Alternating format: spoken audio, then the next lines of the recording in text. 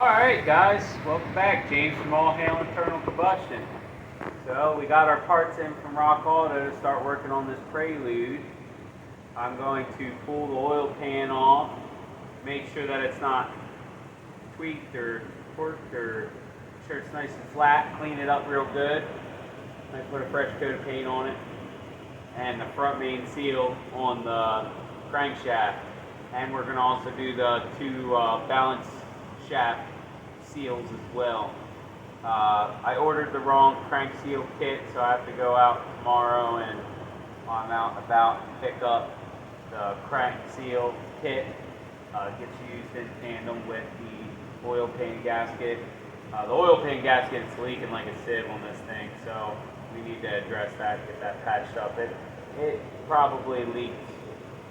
They put a good puddle on the floor just sitting here in the garage while the motor was drifted down to get the motor mount out. So it's pretty bad. So we're gonna get this thing jacked up, put it up on jack stands, support it, take the wheels off. We already got the hood off. We're gonna get tackled on this thing and hopefully maybe we can get this thing wrapped up by the end of the weekend.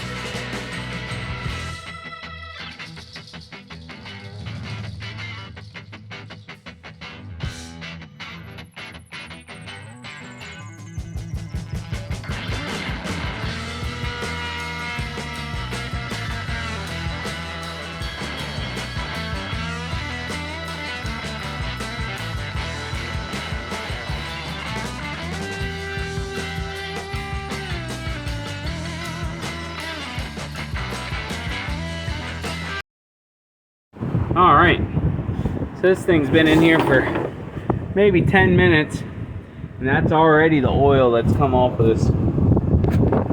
You can see it dripping right there. So we're going to get this off here. You got to take the downpipe off. I'll probably need new gaskets for that. I see his mount is bent, and it looks like the whole downpipe bent. So yeah. So, unhook these 3 bolts, 1, 2, and 3. Unplug that, unhook that. I probably have one of those gaskets around. And we got a range of 10mm bolts to get out. So, after I do that, get this taken care of. You can see even the back side's leaking pretty good. So, yeah, stay tuned. Alright, so we're about to drop the oil out of this thing, and always make sure your pans are clean before you dump any kind of fluids into them, because that way you know this absolutely came out of this motor and you're not thinking, oh damn, what happened, did that come out of this? Just clean your pans. It only takes a couple seconds and you know exactly what's going on. I usually clean my pans. That's why I keep these old used rags around. I have a whole bag of half-used rags. That's what I clean my floors up with. And so I'm trying to keep a nice and clean environment because we're opening up the oil pan and doing the timing and valve cover gasket and all that. So clean the pan. Drain the oil. Basically, I don't know what kind of abuse this motor's had on it. The timing belt was about to break, so basically I'm just being proactive for myself. So if I fix this thing and make him aware of anything that was going down, you know, basically liability-wise, he was aware of what was going on with this car. Did you take the plug out of the drain pan, sir? No, I didn't. So far so good. The oil actually looks pretty clean. I mean, it looks burnt, but it's clean. I don't see anything floating in. I haven't seen any chunks. It doesn't have a glittery residue to it. So far, so good.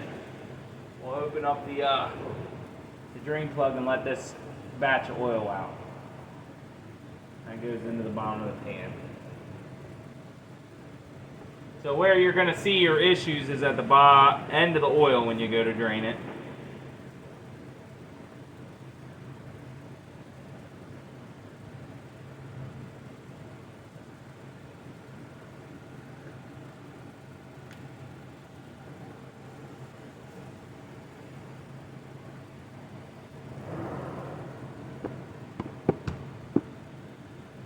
Alright, so this pan can't have too much more oil in it.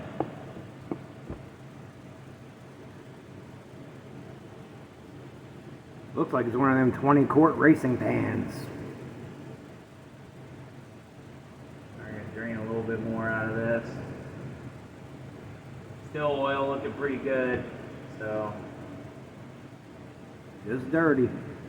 It is dirty, and if they just did a motor swap, I'm hoping that.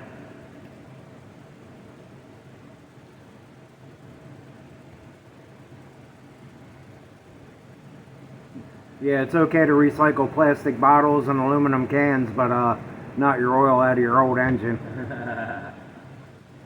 Yeah, it looks pretty burned. I don't know how long he drove it after the motor swap was done, so it's fairly clear. It's not pitch black.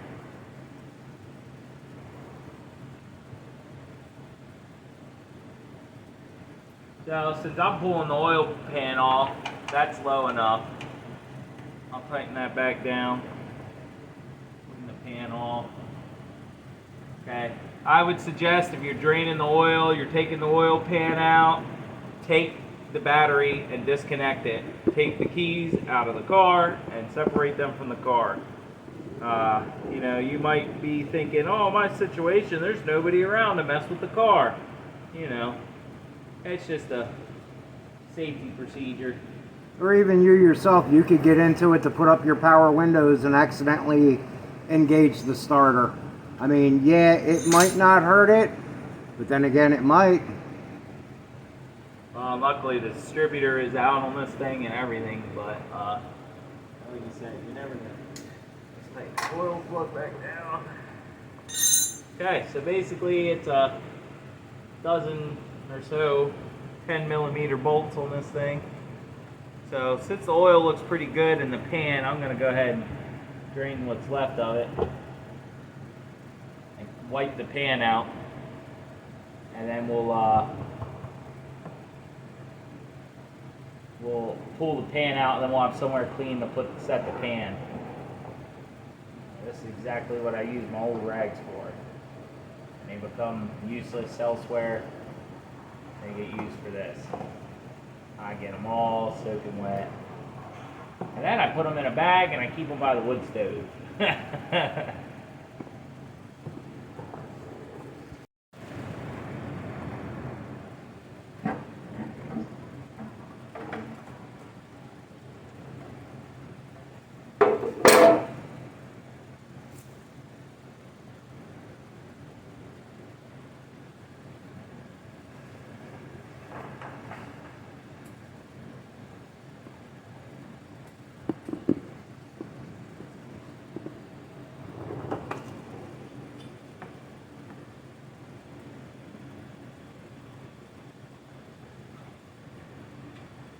That's going to be a pain in the dick to clean off. I'm recording.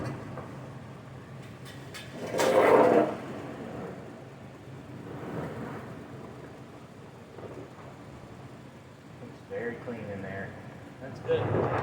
Oh, So the inside of this pan actually looks pretty good. I see some little sparkles, but nothing crazy.